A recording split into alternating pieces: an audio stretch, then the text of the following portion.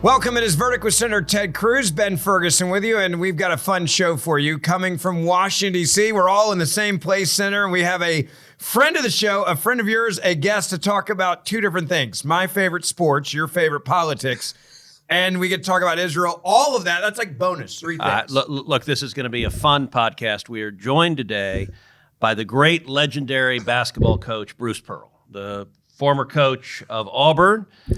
He was a national champion, won in Division II, the national championship with Auburn. He went not once but twice to the Final Four, including a year ago a heartbreaker where Florida barely eked out a victory. I'm sorry to bring that up. I know that's to quote my favorite movie, The Princess Bride. Why don't you give me a nice paper cut and put lemon juice in it while you're at it? But then Florida went on to win a national championship, beating Houston, which was painful for us as well. He recently retired and is now ambassador for Auburn, is now doing sports broadcasting. He is also someone who cares passionately about Israel, passionately about America, passionately about sports, passionately about life. We're going to talk about all of them. Bruce, welcome. God, Senator Cruz, that's a lot to live up to right there. That is a tremendous introduction. It's great to be with you guys. Appreciate what you're doing. Grateful. It's fun to have you here. I want to just start with retirement because it doesn't sound like you're retiring at all. No. And this is what your retirement's going to look like. I just want you to know this. There's no way you're ever going to retire, Senator. I'm probably going to be the same way as well. I believe retirement is immoral. And by the way, ask my father, who's 86, about to turn 87, and he will argue retirement is not a biblical concept. My dad's a pastor, and he will lay out there's no concept of retirement anywhere in the Old or New Testament. I like it. We are here on this planet to make a difference, and retirement is not something he will never retire. I will never retire, and Bruce is not retiring. No. He's just moving to a different arena. Yeah. I'm not coaching. I'm not coaching basketball. Yeah. My management style is I put 20 pounds of potatoes in a 10-pound bag every single day, every day. My tailor says I do the same thing. Me too.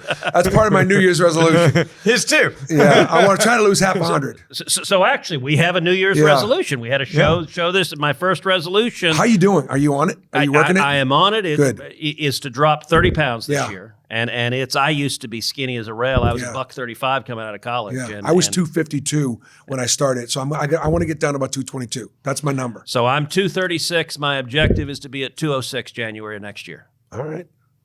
Good. Like we can do it. And you've already dropped how much? So I started. 60, it's embarrassing. It's embarrassing. I started. You're a big dude. I'm a big dude. So I've always been a big dude. Everybody's like, you played football. No, I played tennis.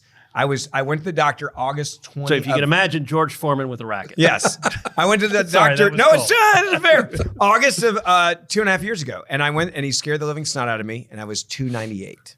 And now I'm at 209. Wow. So I've lost about 90. Good. Yeah. And I feel better. I sleep better. That's 3 kids. That's what, I'm like, I don't want to have a heart attack or a stroke. All right. So let's start. We're going to talk sports. We're also going to talk NIL and college sports. But let's just start a little bit of history. So I was reading your bio, and I discovered a fact I didn't know, which is I believe you are the only Division I basketball coach who didn't play basketball, and even like JV basketball. Yeah. Like how the heck did that happen? That's pretty wild, actually. It is wild. All right. So I'm 15 years old, and I'm the best athlete in town. I'm the first kid picked for everything. I bat fourth. I'm pitching. I'm playing quarterback. I was a terrific athlete, doing it all. And I was an asshole. Can I say that? Sure. Okay. Yeah, you can. I just wasn't a great kid. I swear. All right, one of our very first podcasts we ever did, down in a basement. This is years ago during the first Trump impeachment trial. The very first guest on this podcast was Lindsey Graham. Oh, gosh. And Lindsey, who's a dear friend, Lindsey goes, "What in the hell is a podcast?" and he also, at one point, he said, "That's bullshit." Yeah, he said, "Can I say bullshit?" Can I say that? Yeah. And it's like, well, you just You did. just did. Yes. It's the Having joy- Lindsey Graham and John Kennedy and Bruce Pearl. Yes, How about that? It's a trifecta. It's a trifecta. So I was defined by my ability to dominate you in everything. Yeah. And I had a career-ending knee injury. And as With a high football, school did you get tackled or what happened? At what age? I was a freshman. Wow. And I was blocking, and it was a blindside hit, whatever. And I didn't have a very hit successful. your knee? Got my knee, helmet on my knee, and I didn't have a great recovery, whatever it was. And I honestly believe that it was God's plan to say, no, this is not the person that I had you to be. Yeah. And so, but there was a competitor in me. So what did I do? I went up for the school play.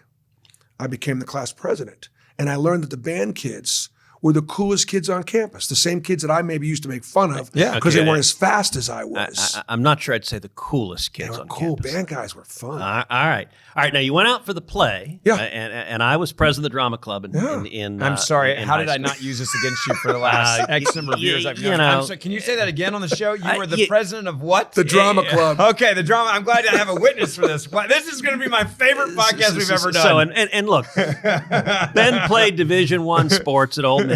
Now to be fair, it was tennis. Okay, you can say I'm just saying it's the most successful we've ever been at Ole Miss. I'm just saying.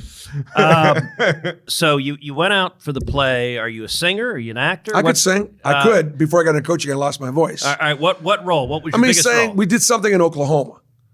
Nice. We actually did something in Oklahoma. So we sang there, and then we did drama competition. Yeah. We did. We went and did, but it just introduced me to a different world. A different world. By the a way, different the group curse of kids. of my high school acting career is I cannot carry a tune to save my life. I wish. Yeah. I have envy over those who are musical.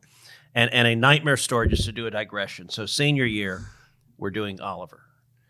And the head Please, of the sir, I want more. Right? Isn't that it? That's it. Yeah. And the all I'm thinking right now is did I read the cliff notes of this? But keep going. Okay. So the head of I'm at Second Baptist High School in Houston. The head of the music program there said, "Okay, we really want you to play Fagin, which is the lead. It's a great role. You know, he's running all the kids. It was made for you. Oh, it's fabulous."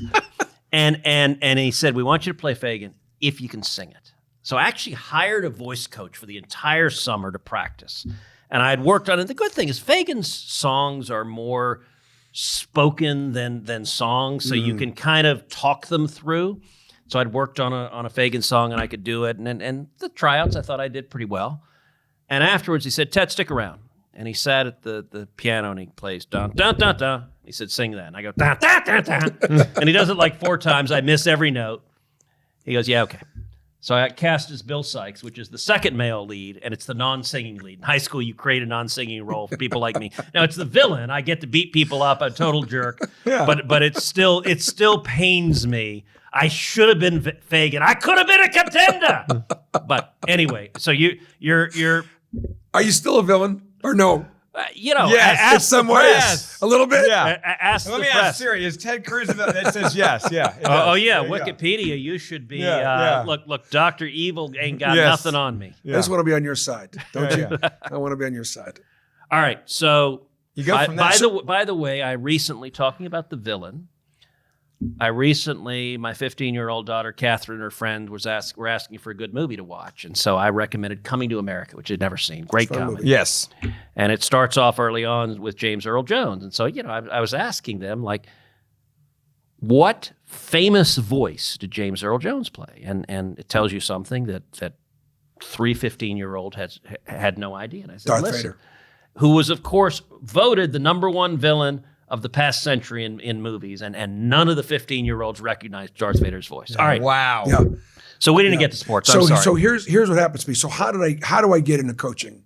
What happens? So I decided to go to Boston College. I'm again an athlete.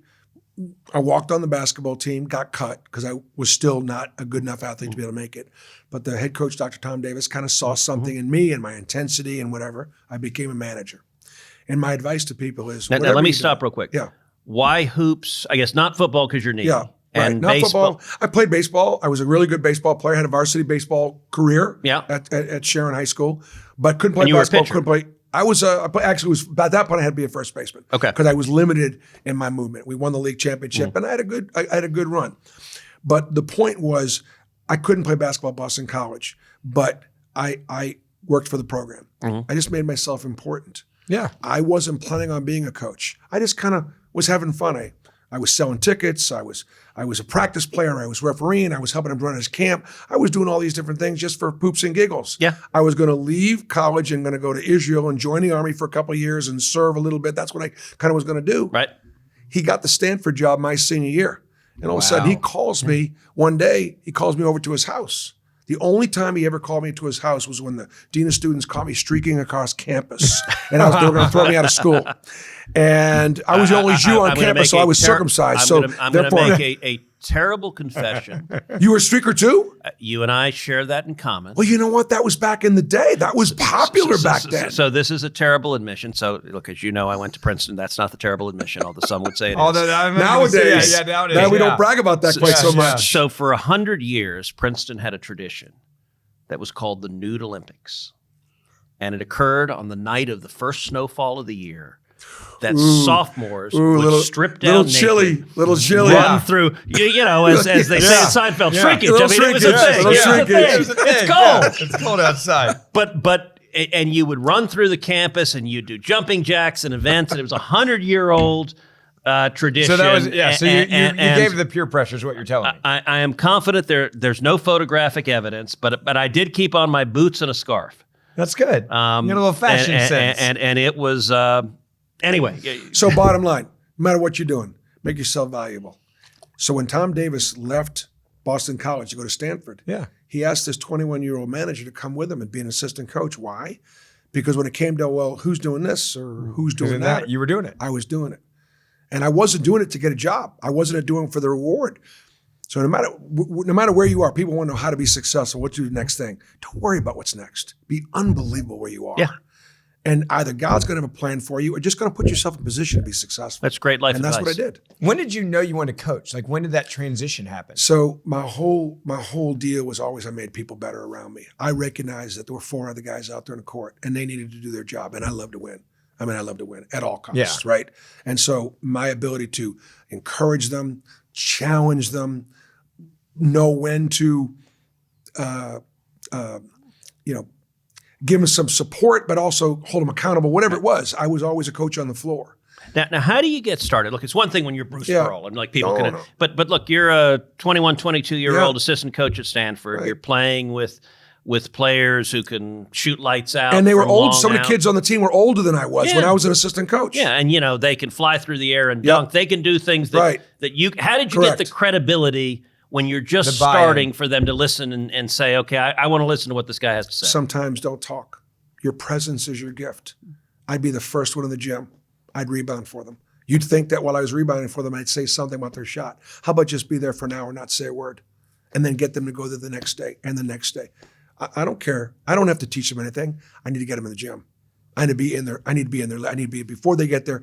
I need to stay after. And then you just choose your words wisely. I would be a parrot for my head coach. I listen to what I say. I listen to what he said. And when I got comfortable enough, I said the same things. So all I was doing was reinforcing his messages. And so when I left Dr. Tom Davis, after some 14 years as his assistant, he gave me 2 pieces of advice. He says, number 1, be yourself. That way you could be authentic. Mm-hmm. He was a doctor. He was quieter than I was. I'm passionate. I'm emotional. Yeah. He said, look, that way you don't have to fake it. But the second thing is do what we do. You know our system. Teach what, like sometimes coaches, they want to beg, borrow, and steal from, well, when I get to be a coach, I'm going to do this, I'm going to do that. Look, I know what I know. You know what you know. Okay? Teach that. It's not so much what you do, but it's how you do it, how you can teach it. So what was the system? What did it emphasize? Up-tempo, fast break. Gary Williams, who was at Maryland, was also under Dr. Tom Davis. Gary won a Division I national championship. We were very up-tempo. We trusted our players. Sometimes you get confused in thinking great coaches are coaches that are, those kids are really patient. They hold the ball. That's because they don't trust their players. To get the most out of your players, you've got to empower them a little bit. My job was to see something in them they didn't see in themselves, put them in positions to be successful. I didn't need 5 great ball handlers. I needed 1. I needed 5 great shooters, although it helped if they could shoot. I just needed a couple. I needed a guy that could rebound. I loved roles. I loved dimensions. So one of the things I tell people is have a dimension in an organization. Yes, sometimes you need a glue guy. Somebody's good at everything. But I'd rather have somebody that's great at this but can't do that. I'll hide that. Right. I'll hide what they can't do, but give me this. And that's what I think one of the things that made me a good coach. All right. So over your career, how many games have you won? I think over 700, but I'm not even sure. I know it's a big number, but it's a little over 700. I'm not even exactly sure. So what's the difference between a bad coach, a good coach, and a great coach? Yeah, great. So Pat Dye, the legendary football coach, said you can coach him as hard as you love him.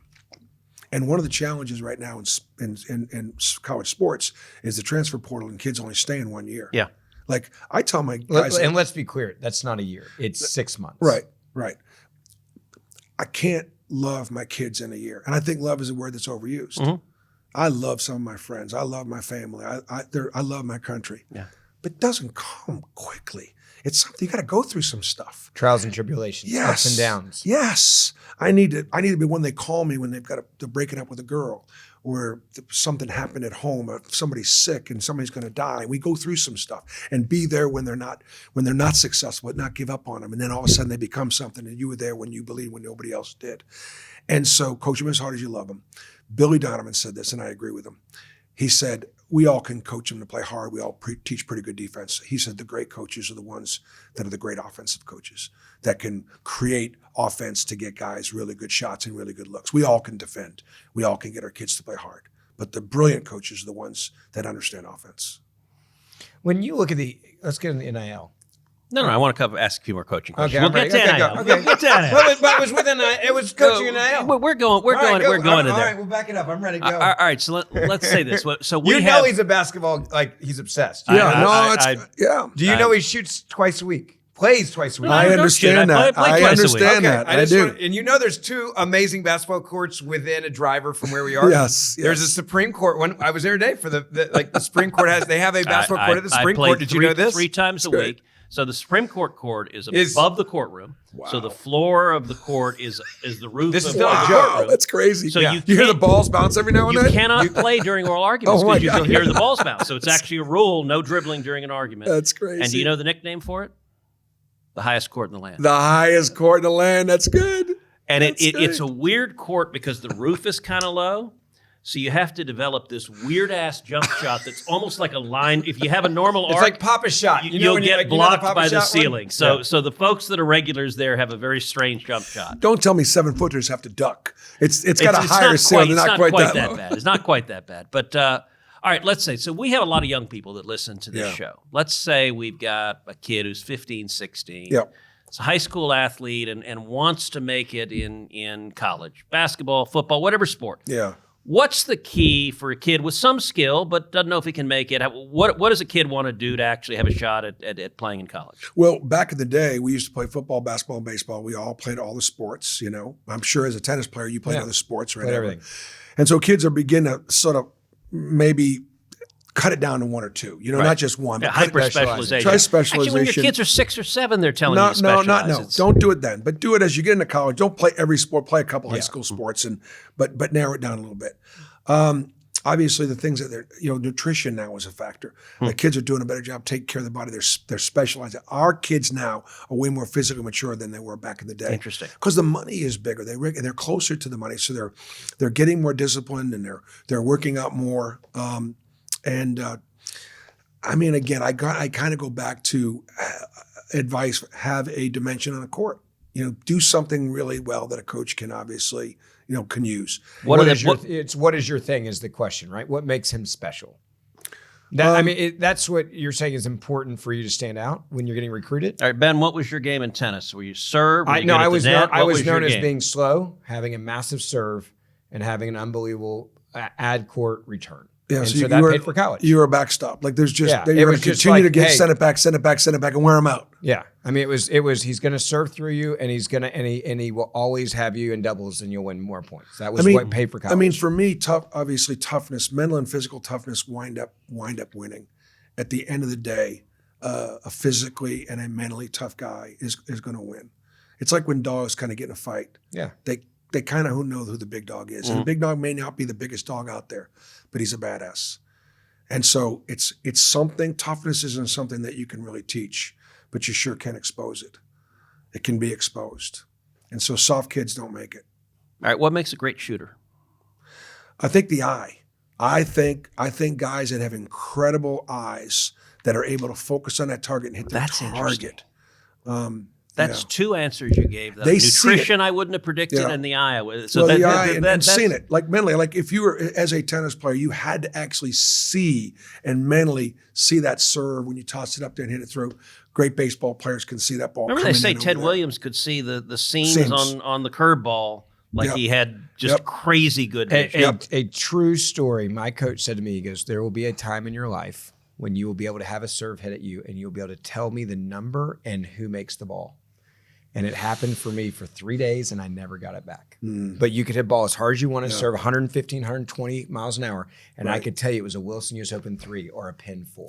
And I don't know what happens in your brain, but it's the same thing with it. Now, I never got it back, but he didn't lie. And that was like the guys, the greats could see that the majority of the time. I got to tell you, if you play me ping pong and you hit the ball at me, I can tell you what color the ball is. That's good.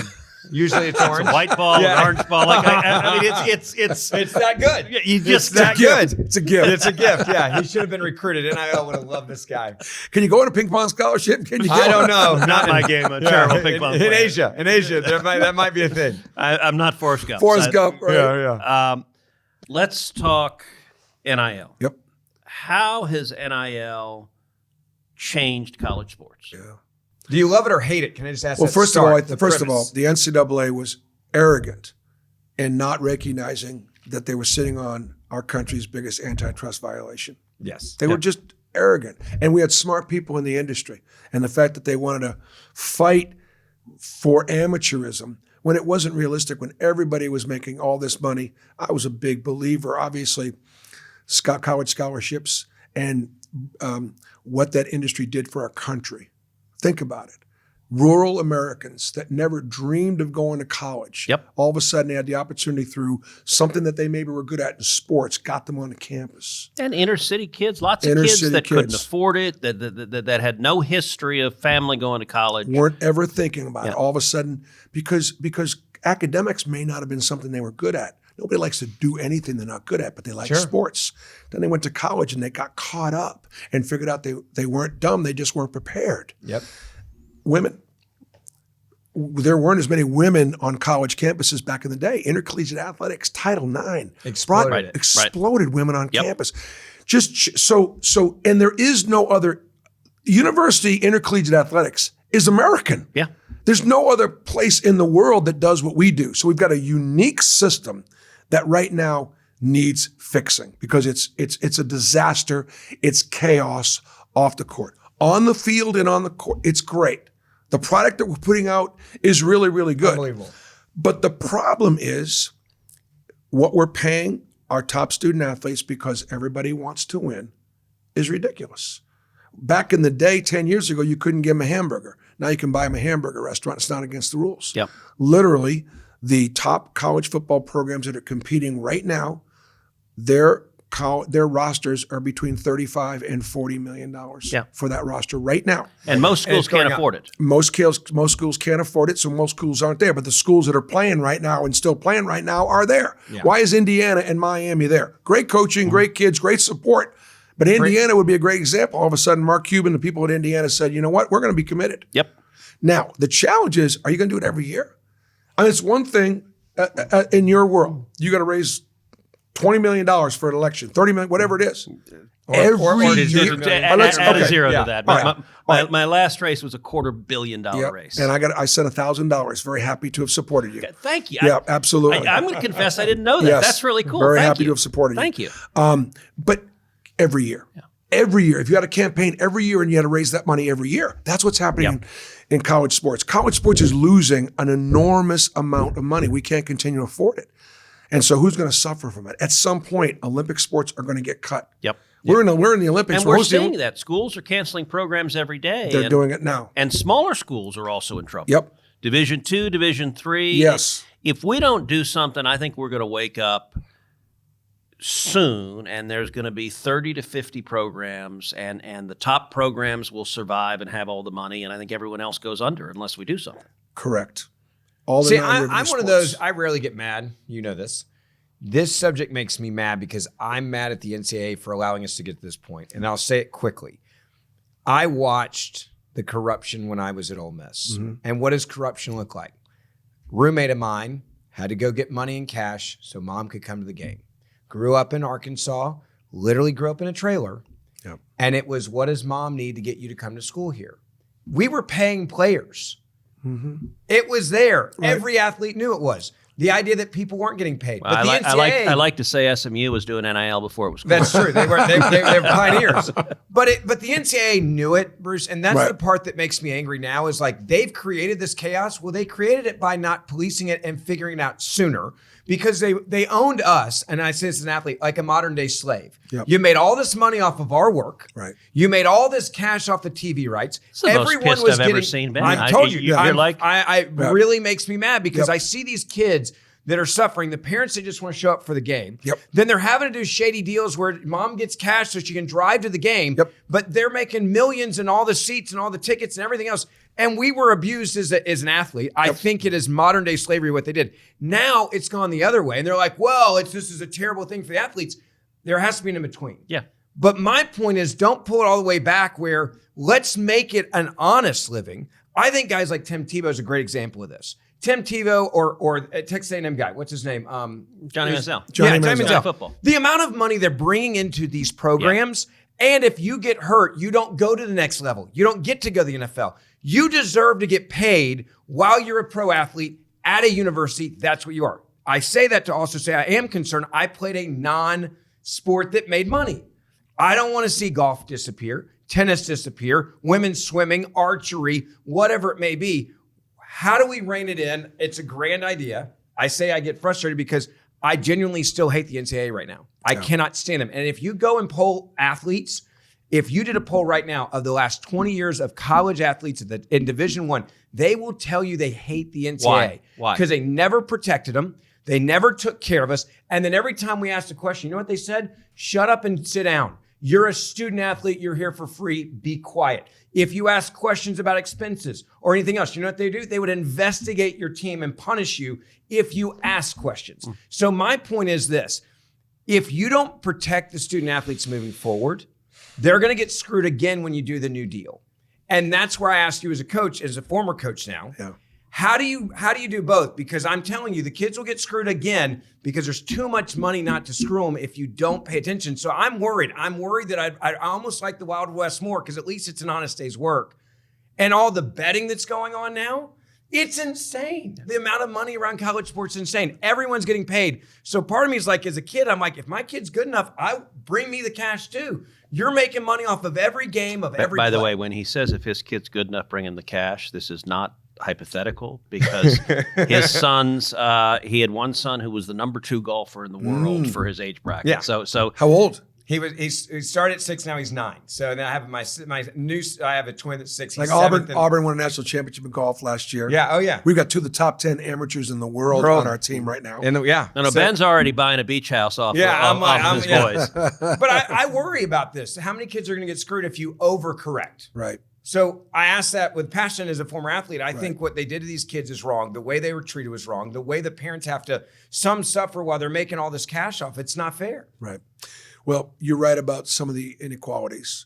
I can remember before NIL, we'd make the NCAA tournament and we'd travel wherever we were traveling to. And they might send us to Seattle, they might send us to Utah or whatever. And I had parents of some of my players that would take a bus and they'd travel out there. They'd stay at a YWCA or YMCA. Yeah. I would pray for victory just so they wouldn't have to watch the game, lose, and then get back on the bus and leave. In other words, like before we could help families get there, it was actually, there was a lot of cost involved in trying to support so we were way behind in trying to take, the pendulum obviously has swung. So basically, in its simplest terms, and the senator understands this, the courts have ruled that the NCAA, the way it was set up, setting these rules of eligibility or whether you could transfer or what your academics could be or what scholarship was allowed and what's an extra benefit, all those rules were agreed to by the parties that be without the student athletes being involved. We were the modern day slaves.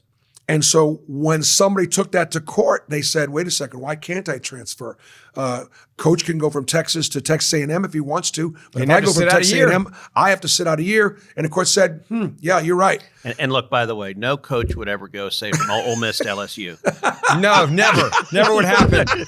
It's an abusive relationship, I tell you. I know you were rooting abusive so hard relationship. for Ole Miss to win an I told him. Because you were watching. You wanted to win the Natty Championship, so Lane would be sitting there in some hotel room watching that. Told him, but he would have gotten a bigger bonus. Yeah. I mean, there I was love an it. irony. Wouldn't that be awesome if Lane in his contract would have got paid if they won a by Natty? LSU. I didn't care. Pay him the money. Like I said to him beforehand, I said, I have a list. Don't forget, Coach Kiffin built that team. Yeah, I know. But He here's built my that thing. team. He also abandoned that team that he built. He abandoned that team. And Ole Miss I told him Ole earlier, Miss was the one that said, "Look, he would have stayed and coached them." But they gave him an ultimatum. That's like that. This is my analogy. We're going there. That's like me sleeping, saying, "Hey, honey, we're gonna get divorced. I slept with the other woman that you caught me with, but I'll sleep with you tonight because I'm still your husband." That's insanity. You know what? You know what? When kids would want to go to the transfer portal on me, Yeah. and they wanted the opportunity to maybe come back, Yeah. I said, so you want to go to the transfer portal? Yeah. You want to go get recruited, and if things don't work out, you want to come back? Yeah. They said, okay. Some people like me saying to Brandy, my wife, coming to me saying, hey, honey, listen, I love you, but I want to get the transfer portal, and if things don't work out, I want to come back. Yeah. No. You want to get a transfer? You're out. You're dead to me. You're out. When Lane left and he said, I'm leaving, you were dead to me. Okay, so you know what? You need to get over it. I'm fine. Like, you're not I over. moved on. Ben, you're not. He's You've on my now bar moved fight on. list. I've got a few Democrats on there and Lane Kiffin. It's on the list. Like, if I get a mugshot, you know it's going to be worth it. You'll bail me out, right? You're a good lawyer. I'm right behind you. Right behind. Okay, good. So, where are we right now? Number one, we need to recognize the urgency. This has to be fixed because for a lot of different reasons. Obviously, women's sports being cut, non-revenue sports like tennis being cut. We're losing money. There is so much more revenue to be gained. The NBA is like the 5th or 6th most watched sport in America. Yep. College football is number 2. Yeah. The NBA makes like twice as much money on their television contracts than college football. Why is that, by the way? Because the NBA bargained with the television as a unit, as the National Basketball Association. College football, the SEC's got their contract with ESPN and the ABC. ACC's got the their Big 12 got their yeah. whatever, and we've left a lot of money on the table. College football needs to become college football and maximize their revenues, which will help pay for everybody else. But there are no rules right now. Right. And the courts have said the way our laws in the land are written, you can't write these rules and enforce them without infringing on those student athletes' rights. So therefore, what I'm asking would be in exchange for some limited antitrust protection, Congress would create some law that would at least get us in the room and allow us to talk to the student athletes. There's a special status that's granted to farmers when they co-op. There's a special status that's granted to the Screen Actors Guild. We don't want employees. The student athletes don't want to be employees. The universities don't want employees. We don't want a union. We don't want to have that kind of collective bargaining to negotiate. But we got to be able to have college athletics, student athletes, and people that will represent them, call them agents or call them lawyers, get in the same room with some leaders providing some antitrust protection and let them come up with an agreement. We can do it. But without a little bit of help from Congress, a little bit of legislation, figuring out a way to get us in the room, I don't know what the fix is. Yeah, and as you know, I think it is urgent that Congress act. I've spent 3 years drafting legislation, working on it. The real question is, are we going to get bipartisan agreement? And I would say we are very, very close. I have been negotiating. I am hopeful we get it done this year. I think if Congress doesn't act, we're going to see the college sports that all three of us grew up with. We're going to see it decimated and unrecognizable. And so this shouldn't be a partisan issue. One of the great things about sports, it brings people together. It brings people together from totally different walks of life, from different parties, different races, different ethnicities, different religions. You can stand and cheer, and there's something awesome about sports, about a championship. One of the most fun parts of being in the Senate is I get to root on Texas teams, and it is a spectacular thing. By the way, I am a diehard Rockets fan. You loving Jabari Smith a little bit? I was going to ask you, what was Jabari like coaching? And boy, he's got his defense is great. Yeah. His 3-point shot is getting better every game. What was he like coaching? He was a treasure to coach. I think one of the things that I think when people watch athletes, they just assume that it's God-given, that the talent is just there, and they're just so blessed. It doesn't hurt to be 7 feet tall. It doesn't. But listen, Ted, that kid was in the gym every morning at 6 o'clock in the morning. Really? At Sandy Creek High School. He worked his tail off. Worked his tail off. So when other kids He were also still put in on bed, some weight over the put on some offseason. weight. I mean, he's He got got to be stronger. 20, 30 pounds heavier, and it's a totally different game because last year he'd get pushed around by big guys. He's now got enough meat that he's pushing them around. He is, and he's gotten a lot better. But the discipline that it takes to be a trained athlete, the things you have to stay away from as a high school kid or a college kid that maybe other kids could get away with, and things that they could do, they can't. And so I admire. I always tell people, you want to hire somebody in your company or hire a student athlete. They've tried and they've failed. They understand what pressure is all about. They've got discipline, their economy. They also know how to make sacrifice on the team. They're not worried about other people's success, which when you are just on yourself and all of a sudden you get in the workplace and you have to sort of fit in. It's like it's the first time you've been a part of a team, or a part of a family, so on and so forth. So no, Jabari is going to be, he'll be an NBA All-Star. And he's got a great tutor and Kevin being right there. Durant being right there with him. What a great big brother. And we needed KD. So last year we were number 2 going into the playoffs, but we didn't have a superstar. We had a lot of great young, 20, 21, 22-year-old talent that I think is awesome. Right. But we didn't have someone with 3 minutes to go in the fourth quarter you give the ball to and say, okay, we need to score. They're going to get a bucket or they're going to get a foul. And KD is so much fun watching him because, I mean, they'll triple team, foul the heck out of him, and he makes that lanky falling back 18-footer that just – how the heck do you stop it? Right. And there's a reason he's number 6 or 7 in the all-time scoring. Yeah, right. Like they got a good team. I DVR every Rockets game. And by the way, I was at Game 7 in '94 when we beat the Knicks and won our first championship ever. And it's my favorite sports memory. Yeah. And we played at the Summit. And I remember Summit's on Richmond Avenue in Houston. It's now Lakewood Church, but it used to be the Summit. And I remember on the street on Richmond seeing businessmen in 3-piece suits crying and hugging homeless men. By the way, the coolest backstory from that game, so where I was sitting was right by where Bob Costas and Dr. J were broadcasting the game. And I was close enough I could hear them. Wow. And when the TV cameras were off, Dr. J gave Costas so much grief. And he was saying, man, your Knicks suck. That's awesome. Are horrible. And that was the funniest part of the game is Dr. J could talk some trash. He is a trash talker pro. Yeah. He's pro at it. Yeah. It was the funniest part of the game. But there's all right. Of all the players you've seen, and let's exclude your own players because I don't want to put you in an awkward, but of all the players you've seen coaching, who's the best basketball player you've ever seen that you've said, holy cow, that guy's got something? The player? Player. Probably seeing Michael Jordan. Probably seeing him. I saw him when he was at North Carolina. Did you really? I was an assistant at Stanford, and the thing about him, he was tiny then. By the way, he was a little thinner. But you know when you go to a thoroughbred racetrack, and you see the legs, it's just different. And the horses, just different on those thoroughbreds. Yeah, he had a different body, a different build, the way he moved, the way he carries, just his length, and then what none of us knew was his ability to impact the team. That's the difference between him. For me, he's the greatest of all time. Unquestionably. Greatest of all time. Because he could handle Rodman. He could handle some of us Chicago Rodman, teams. They weren't the most talented teams, but he could handle those guys. And all he cared about was winning. That's all he cared about. And he made everybody else on his team better. I think he made Phil Jackson a better coach because he listened to. Not my job. Joby Hall said this, and I heard this at a clinic one time, and I believe this. Look, it's not my job as a coach to make every right decision. I'm going to make the best decisions I possibly can based on my experience and what I know. And you know what? I'm going to make a lot of good decisions. Yeah. But not every one of them is going to be the best decision. But it is my player's job to make my decisions work. See, when Jordan... They need to break the huddle and make that work. We're going to 1-3-1. Might have been a bad decision. But do it well. Right. Get out there and make that 1-3-1 work in this possession. What's going to stop?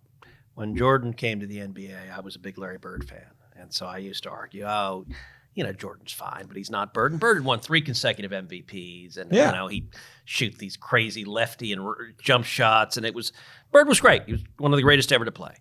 And I'd be like, okay, yeah, Jordan's good. But he's just an offensive player. He's one-dimensional. And then he comes back and starts playing incredible defense. And I'd be like, okay, he can drive, but he can't shoot. Then he comes back. And I feel like Jordan just grab me by the head and start slamming me into the ground. And so I'm finally I'm making the arguments, and I just stop, and I'm like, no, Jordan's just like it. And I am, all right, I defined what would have been my ultimate dream basketball game. And it was the following. It was Houston, Chicago, NBA Finals, Game 7. I'm with you. Jordan scores 101 points and breaks Wilt's record. And the Rockets win the championship because Scottie Pippen tips the ball in our basket, because I never was a Pippen fan. that was like my dream game. What did Pippen do to you? Pippen is a great player. I can't wait to hear this Brought answer. some of his mannerisms and some of his moods. Yeah, he would throw temper tantrums. He didn't have the heart. Look, what Jordan had was a heart the size of Nebraska. All you got to say is the flu game. The end of a game, you always knew Jordan would get the ball. He'd be triple teamed, and it wouldn't matter. He would score. And it just... I'm going to give you one. You know one of the greatest athletes to play the game of basketball? Who's that? Larry Bird. Larry Bird wasn't fast. No, he was not. And Larry Bird didn't jump high. People confuse athleticism. I know a lot of really bad athletes can jump out of the gym. Yeah. They can't catch the ball. They have no balance. They have no sense. They have no... Larry Bird had great athleticism. He just wasn't very fast. He didn't jump very high. Yeah. And sometimes athleticism, there's some great athletes that are golfers or tennis, or they may not be as powerful, but the hand-eye coordination and things, I think that's part of being an athlete. Xavier McDonald told a story about covering Bird at the end of a game, and the Celtics were, I think, down a point. And McDonald said that there was a timeout with like 10, 12 seconds left. And as they're headed to the timeout, Bird said, all right, at the end of the timeout, they're going to pass me the ball. He said, I'm going to dribble to right here, and he points to a spot on the floor. I'm going to shoot from here, I'm going to score, and we're going to win the game. And he said they walked off the timeout. They came back. They passed the ball to him. He dribbled to that spot, shot, scored, and won the game. And he said there was nothing I could do about it. Bird would do that. He was known. He'd tell him right ahead of time. All right, you talk about shit talker, the best. The best. That was his reputation. Yeah. Oh, it's true. It was really, really true. Yeah. I mean, true.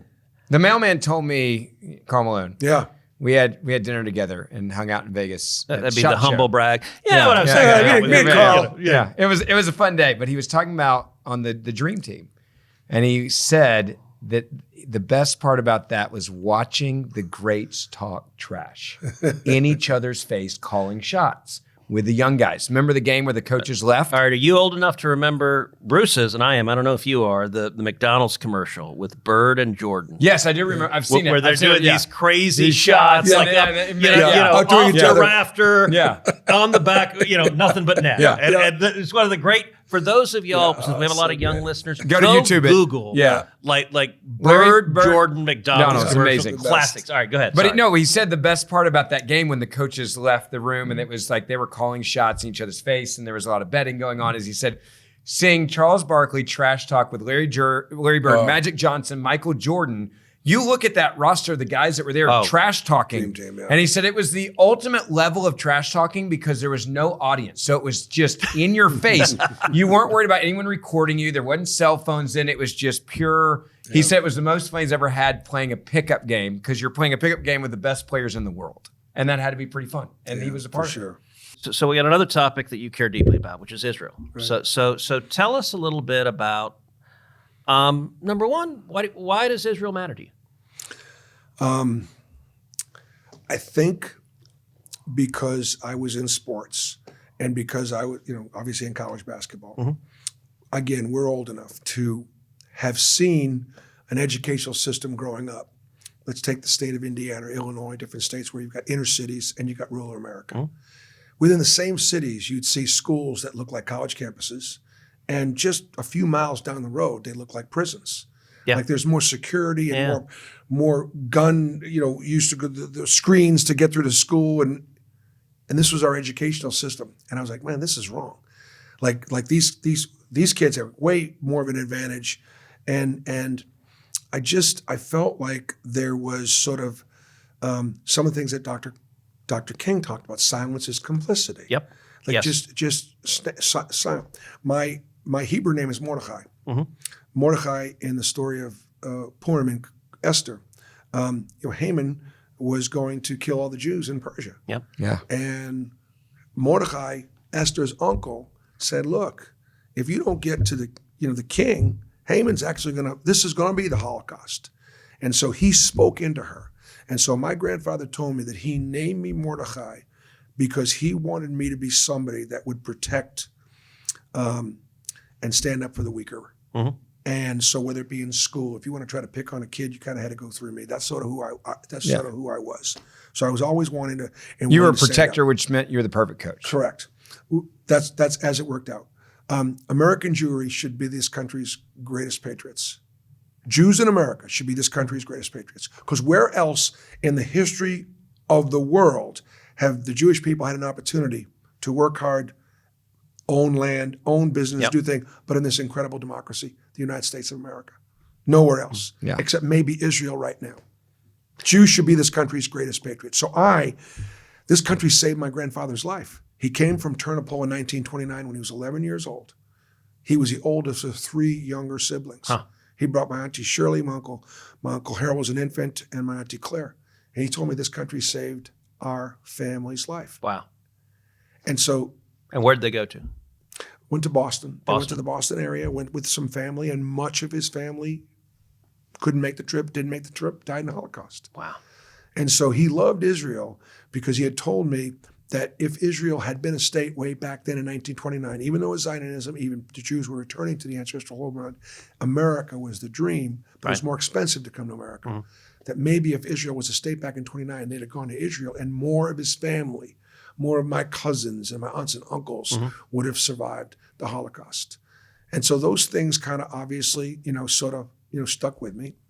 And now look at where we are today. One of the things, Senator, when people want to have some debate about Israel or who our ally is or how much money we're giving, I love when I speak about raising some money, let's say for the Boys and Girls Club. Yeah. Let's pretend the Boys and Girls Club didn't exist. It's not here. It hasn't been for 80 years. It hasn't been here. How would the boys and girls in this community think of the impact it had? Incredible. Let's go back to 1948. Let's say the Jews lost. Let's say we were defeated. Yeah. Let's say the Arabs won in 48. Yeah. Which, by the way, what would the Middle East look like right now? Totally different than now. And it is extraordinary. Look, Israel is surrounded by nations that would drive it into the sea. And the only reason Israel exists is because it has beaten them over and over and over again in war after war after war, in many instances against all odds. I'm reminded of, this is kind of a silly analogy, but it's one that resonates with me at least.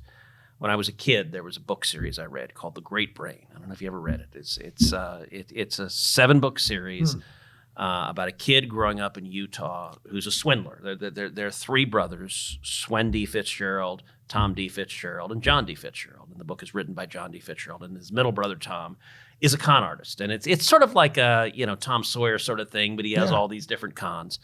And they're growing up about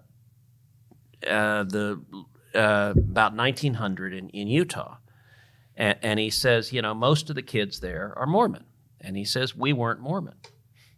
And he said, but the Mormons are very tolerant. And he said it was a very simple matter of Swen D learning to whip all the kids his age, and Tom D learning to whip all the kids his age, and me learning to whip all the kids my age. Yeah. And he has a line, it's amazing how tolerant kids can be when you can whip them. That's right. And I remember that line. I was probably 10 when I read it. And that phrase, it's amazing how tolerant people can be when you can whip them. Yeah. And I think of that with Israel. Yeah. Like you look at the Abraham Accords, you look at peace that broke out, I think, under President Trump's leadership. Yep. None of that happens except for the fact that Israel can whip them, and they've demonstrated it over and over again as recently as this past year in the 12-Day War. And by the way, as the 3 of us are talking, there are millions of people on the streets of Iran risking their lives. And you look at women that are standing up there and men, they are literally, far too many are being slaughtered. The others, if the revolution doesn't succeed, they can anticipate being rounded up, tortured, murdered. And in many ways, I think this is the consequence of losing a war. Yep. That sometimes in today's political world, we think everything is a comms matter. It's all about communications and messaging. No, there was a 12-day war and Iran lost. And if you are the Ayatollah Khamenei, you are an Islamist dictator. Your staying in power is predicated on convincing your citizenry you are omnipotent, you are unbeatable. There is no hope in rising up because I cannot be beaten. And if there's anything worse for an Islamist dictator than losing a war, it's losing to Israel. Yeah. And they didn't just sort of lose. They didn't just slightly lose. They got their ass kicked. They got their ass kicked. And it showed them as being weak. And we said on this podcast in the wake of this, I said, I believe the regime will fall because they've been shown to be a paper tiger. And look, my prayers are, I can think of nothing that would make the Middle East safer, that would make America safer than having that theocratic lunatic who chants death to America no longer in charge. What are your thoughts and reactions? I just agree with you completely. It's about peace through strength. Sometimes that guy, that tough guy, he doesn't actually have to fight. Because and so our greatest deterrent with China and Russia is our own strength. They're not. It's the best way to avoid a war. It's the best way to avoid a war, which is good for everybody. Yes. And so, I look at the countries in the Middle East. I think the UAE figured this out first before anybody else. Yep. And you know what? We're better off being in some sort of a normal relationship with Israel. Yeah. They're strong militarily. They're ethical. They're technologically advanced. They want to have a positive relationship.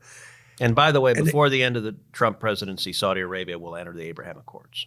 I think they were ready to do so.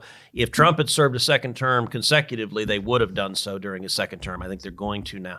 Let me ask it, because we're going to wrap up soon, but let me ask you. You and I have talked a lot about rising anti-Semitism in America, and you've been very vocal and outspoken. You've shown a lot of courage on that topic. But just why do you think it's happening, and how does it impact you? What are your reactions to what's happening in this country right now? I would like to try to, while it's on the rise.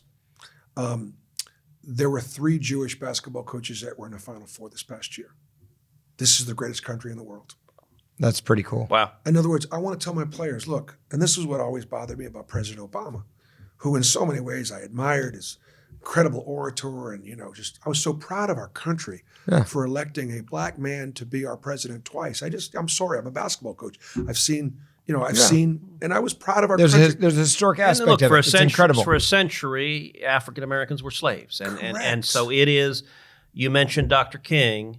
As Ben knows, I have 3 busts in my office. I have Ronald Reagan, I have Winston Churchill, and I have Dr. King. And so I agree with Dr. King that the arc of justice is long, but the arc of history is long, but it bends towards justice. Yes. And I think that is playing out. So I'm just grateful. Yeah. I recognize the anti-Semitism. I recognize my players get profiled driving while black and certain things or certain challenges. I reckon, but I don't want them to use that as an excuse for failure. I don't want, and so,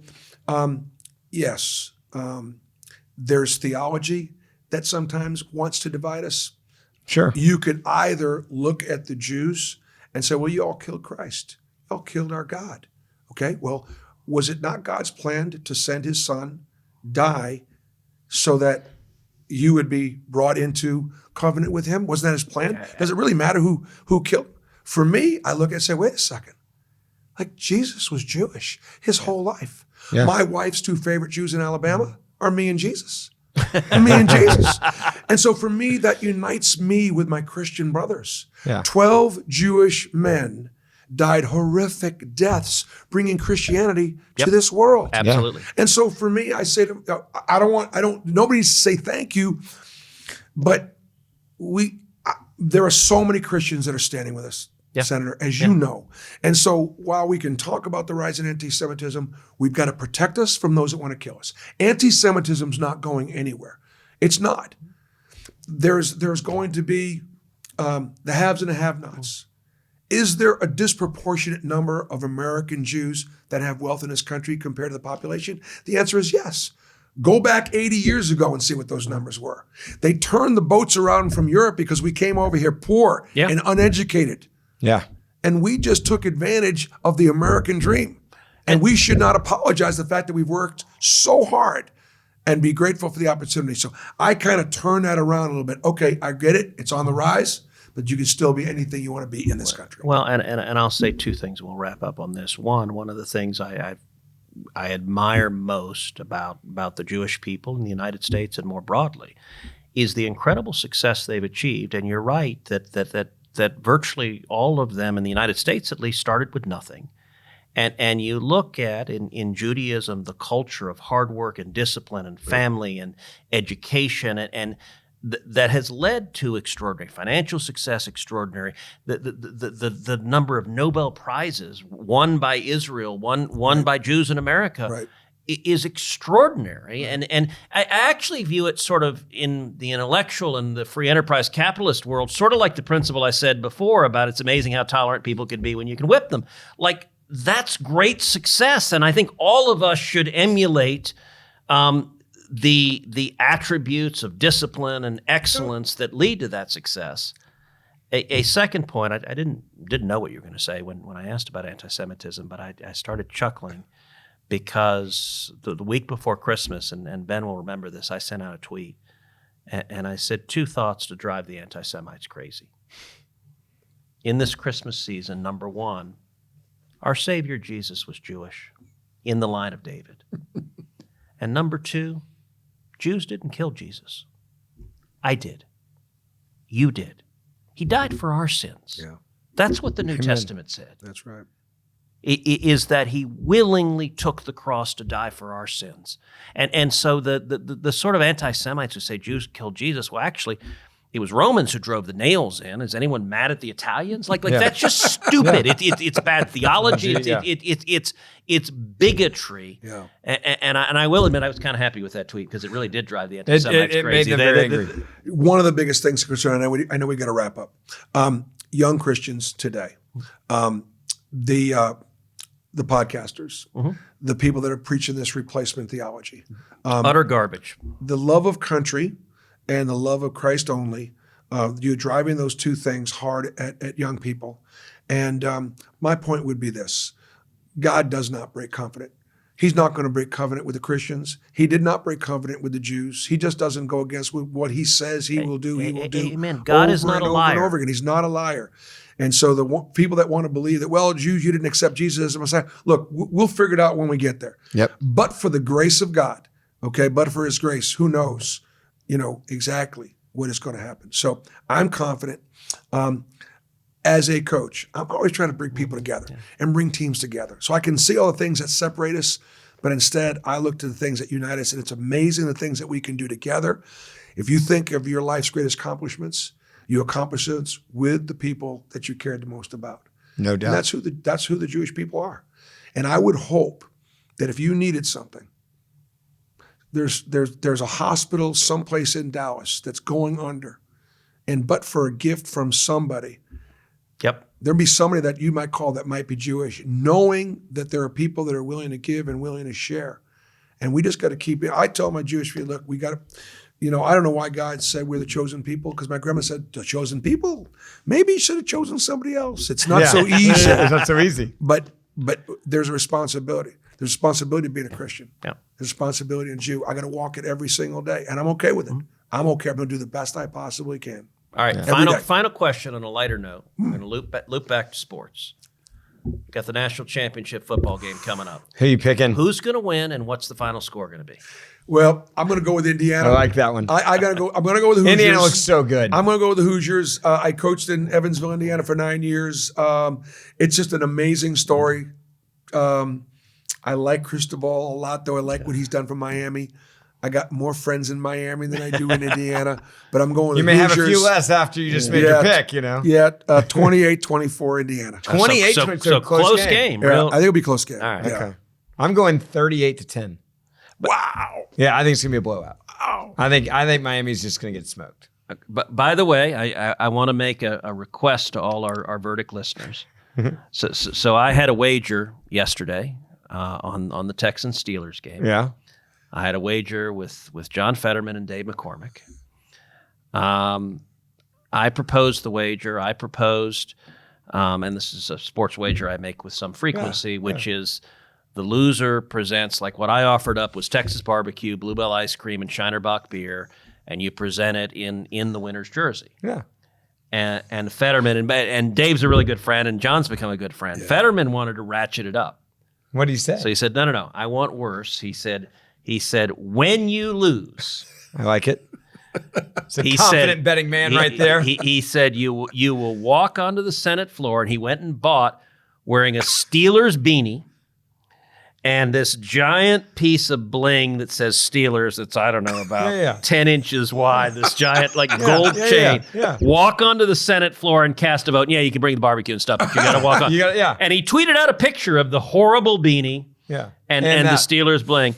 And so I will say we won 30-6. Yes, it was a beatdown. It was, and by the way, I grew up as a Houston fan.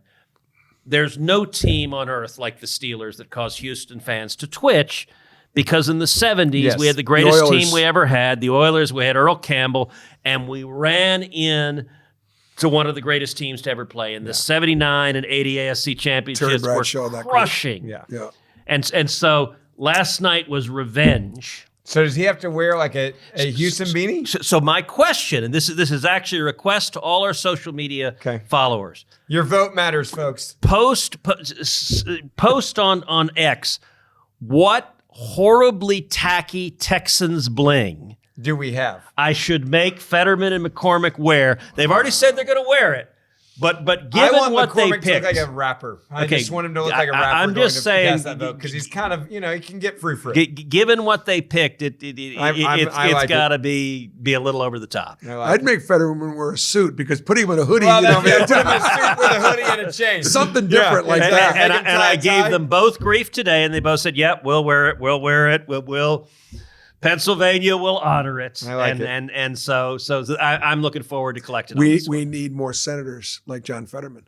We need more Americans John Fetterman. He's courageous. Yes, he is. And biggest surprise in the Senate. And much of his party hates him for it. Yeah. They do. Thanks for coming on. Bruce Pearl. So good to be with you guys. Awesome. Thank you. It was fun. Don't forget, you can grab the show Monday, Wednesday, Friday. Hit that subscribe auto download button as well. And on YouTube, you can watch this video as well if you're there, if you want to watch it on Facebook. And the Senator and I will see you back here in a couple of days.